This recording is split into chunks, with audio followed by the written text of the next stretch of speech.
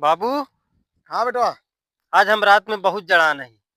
बहुत जड़ाना है। हाँ, बहुत ठंडी ठंडी हवा चलती है। तो ले ऐसा बेटवा 1,000 रुपया ला, जा तुरंत रजाई लेके आवा, जवाब काहे पे। हमका रजाई की ना जरूरत है। सब के थक जरूरत है।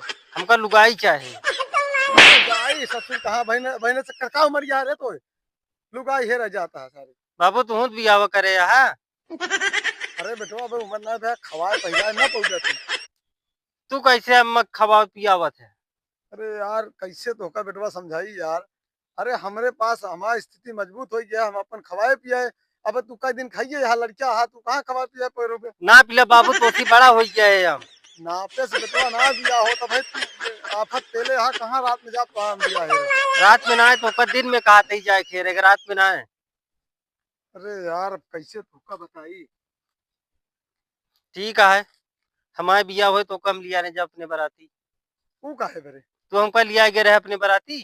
अरे तो पगला तक कहाँ पैदल भरे तो कल लिया जा। झूठ ना बोला करा बाबू। अरे यार अब कैसे समझाई बेटवा, तो का तोरे अम्मा समझाइए चला।